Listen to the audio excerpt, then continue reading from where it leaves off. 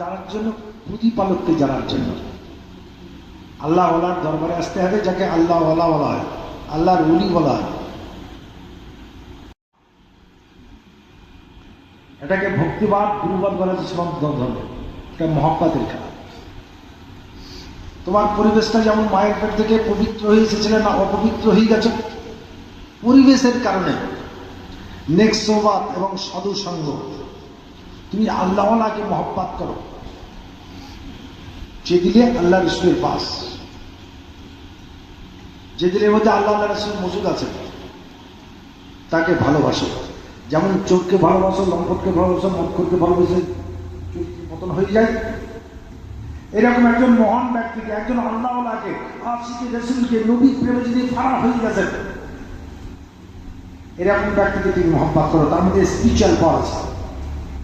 তোমার চরিত্র যেমন লোহার মধ্যে, লোহা যেমন আগুনের মধ্যে দিয়ে রং ধারণ করেছে, এরকম অনুসরণ করো, তাকে ভালোবাসতে শিখো।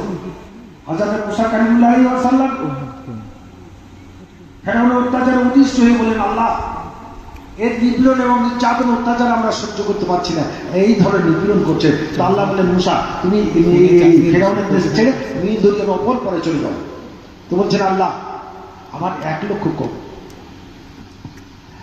আমরা যে চলে যাব, ফেরাউন যদি জানতে পারে তাহলে আমাদেরকে একটা বাঁচিয়ে রাখবে না। তো আল্লাহ বলেন, আমি মাকরুল মাকরুল হিকমাতের হাকিম, কুদরতের কাবিল, আল্লাহ লীলা বুঝা ভার। বললেন, আমি এমনই বালা নাজিল করে দেবো, ওরা খবর নিতে পারবে না। তো আল্লাহ ওই রাত্রে ডায়রিয়া, কলেরা নাজিল করে দিলেন নদের প্রতি। মুসা আলাইহিস সালাম সমস্ত দলবলকে নিয়ে নীল দরিয়ার ধারে আসলেন। এখন খেয়া তরি কিছু নেই, ব্যতিব্যস্ত হয়ে পড়ল ভক্তরা। বলে, হে আল্লাহর পয়গম্বর, আমরা তো এখন ভালোই ছিলাম, এখন যে বিপদ, নীল দরিয়ার ধারে এসে হাজির হয়েছে, এখন খেয়া নাই, জাহাজ নাই, কিচ্ছু নেই, নৌকা নেই, যদি ফেরাউন জানতে পারে তো আমাদেরকে সবকে কেটে নীল দরিয়ায় ভাসিয়ে দেবে। হযরত মুসা কালিমুল্লাহ আলাইহিস সালাম ব্যস্ত হয়ে পড়লেন। আল্লাহ রাব্বুল আলামিন সঙ্গে সঙ্গে জিবরিল আলাইহিস সালাম পাঠালেন। বললেন, হে জিবরিল, তুমি আমার পয়গম্বরকে বলো যে ওর হাতে যে আশা, পয়গম্বরের হাতে যে আশা, ওই আশাটা নীল দরিয়ায় আল্লাহর নাম নিয়ে বিসমিল্লাহির রহমানির রহিম বলে এক আঘাত করবে। হযরত মুসা আলাইহিস সালাম জিবরিল আলাইহিস সালাম বলছেন, হে আল্লাহর পয়গম্বর মুসা আলাইহিস সালাম, আমি আপনার হাতে যে আশা, আল্লাহর হুকুম, ওই আশা করে আপনি নীল দরিয়ায় আঘাত করেন। যেমন আঘাত করলেন 11-12 রাস্তায়। হযরত মুসা আলাইহিস সালাম যখন যাবেন ওই রাস্তায়, চলতে লেগেছেন, তো ফেরাউন মন্ত্রী হামান সব আলবালের সসৈন্যে হাজির হয়ে গেল।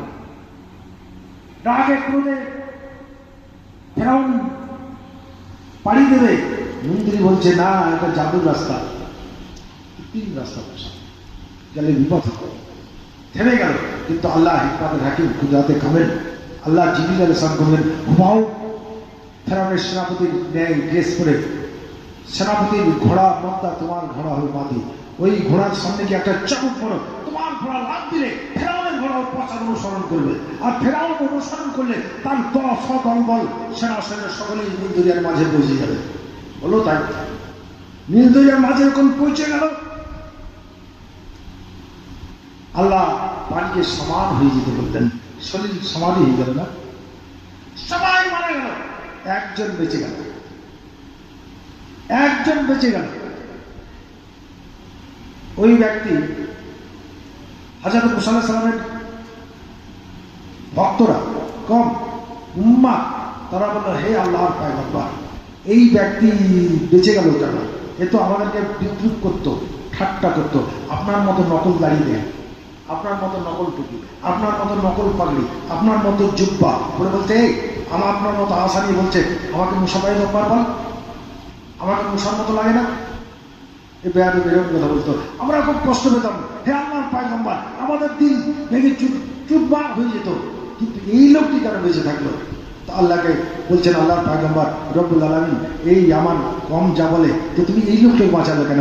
আল্লাহ বলছেন, মুসা, তোমার ভালোবাসি, ওটা যদিও নকল ড্রেস, তোমার নকল ড্রেস, তোমার নকল টুপি, তোমার নকল দাড়ি, তোমার নকল আশা, তোমার নকল জুব্বা, আল্লাহ আল্লাহ বলেন মুসা আমি তোমায় ভালোবাসি, তোমার দাড়ি ভালোবাসি, তোমার টুপি ভালোবাসি, তোমার জুব্বা ভালোবাসি, তোমার আশা ভালোবাসি। ওটা যদিও নকল, যদি ওকে টুপি মারতাম তাহলে প্রেমের অমর্যাদা হতো, বন্ধুত্বের অমর্যাদা হতো, দোস্তির অমর্যাদা হতো।